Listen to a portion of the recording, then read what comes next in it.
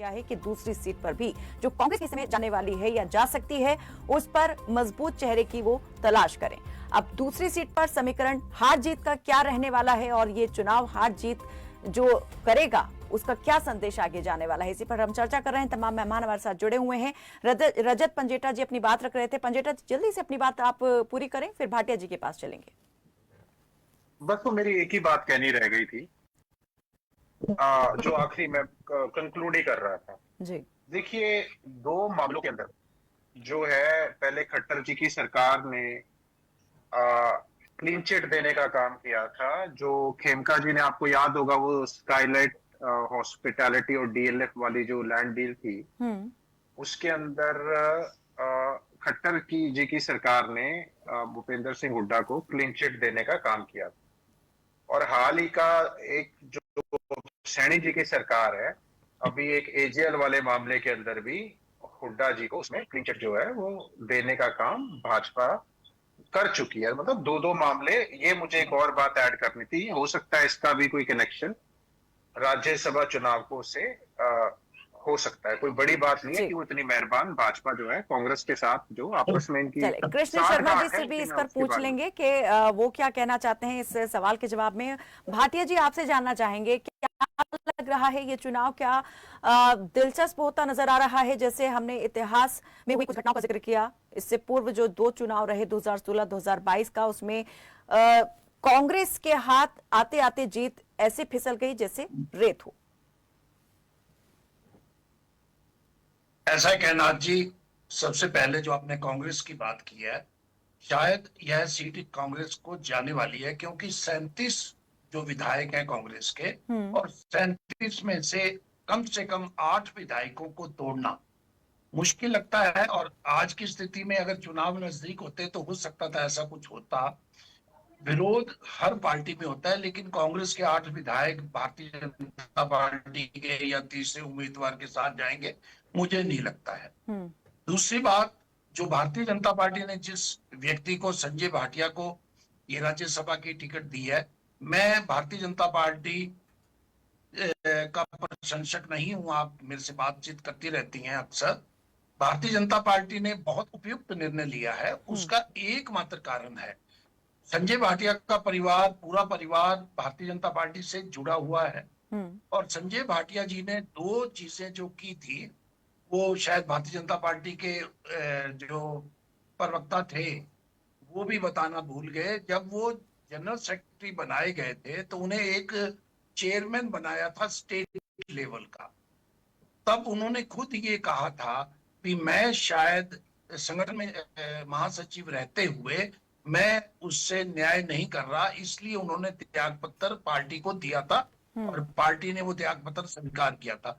दूसरी बात, एक व्यक्ति जब 6 लाख से अधिक वोटों से जीतता है, जो पूरे देश की 542 में से दूसरे नंबर की जीत होती है, और उसको फिर ये कहा जाता है कि आप चुनाव नहीं लड़ोगे, अगर इसके स्थान पर वो भारतीय जनता पार्टी के मूल कैडर के व्यक्ति ना होते तो विद्रोह करते, कांग्रेस से होते तो भी विद्रोह होता, और किसी पार्टी के व्यक्ति भी होते तो उन्होंने मनोहर लाल जी का साथ दिया।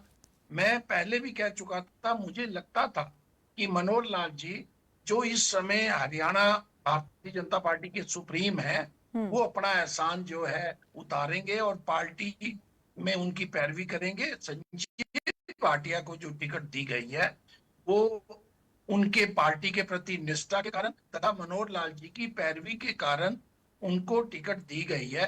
भारतीय जनता पार्टी तीसरा उम्मीदवार खड़ा करेगी, मुझे नहीं लगता। भारतीय जनता पार्टी कोई ऐसा खेल नहीं खेलना चाहेगी जो हार जाए।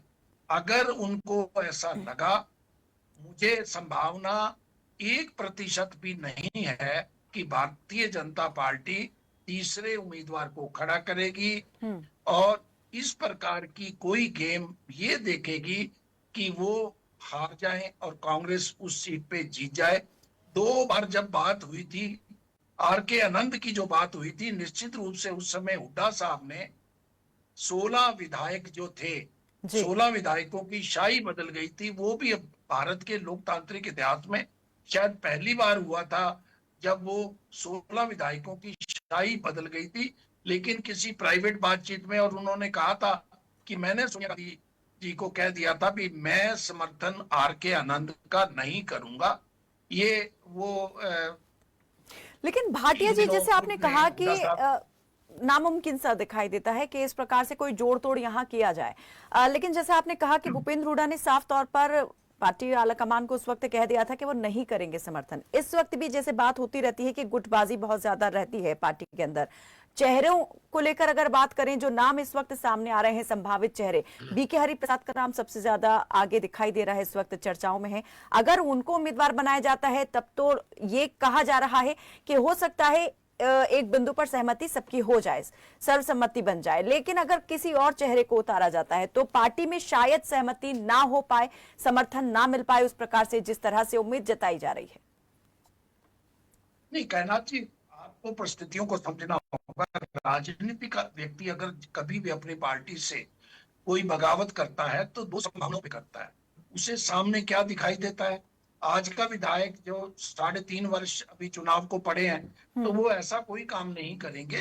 पहली बात तो सभी प्रकार के विधायकों में, भारतीय जनता पार्टी के विधायकों से मेरी अनेक लोगों से जब व्यक्तिगत बात होती है तो भारतीय जनता पार्टी में भी असंतोष है, उनके काम नहीं होते। कांग्रेस में भी असंतोष है, लेकिन ये समय उपयुक्त नहीं है किसी असंतोष को प्रकट करने का।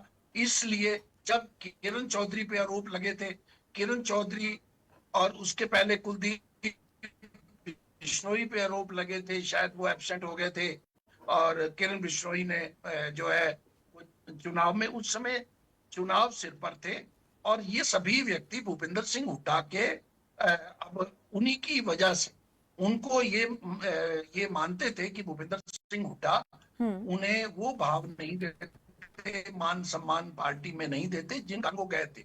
लेकिन मेरा ये मानना है, अगर आज संजय भाटिया की जगह कुलदीप बिश्नोई को लेके आया जाता तो शायद भारतीय जनता पार्टी का वो उपयुक्त निर्णय नहीं था। कांग्रेस के लोगों को जो पार्टी छोड़कर भारतीय जनता पार्टी में जा रहे हैं, उनको भी एक संदेश है कि हर किसी को हम अकोमोडेट करेगी बीजेपी। क्या ये संभव संदेश नहीं वहां है। तक पहुंचेगा उन नेताओं तक जो कांग्रेस छोड़कर मैडम जी, बीजेपी में गए? क्या मैडम जी, इस चुनाव के बाद मैडम जी, कुछ असर आप देख रहे हैं कि वहां भी पड़ता दिखाई देगा?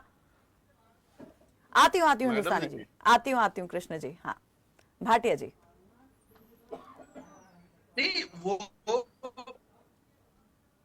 इस समय कांग्रेस पार्टी में, पार्टी दोबारा जो है वो अपने संगठन को मजबूत कर रही है। किसी को भी उम्मीदवार बना के, मुझे नहीं लगता बीके हरिप्रसाद को बनाएंगे तो विद्रोह नहीं होगा, और अगर किसी और को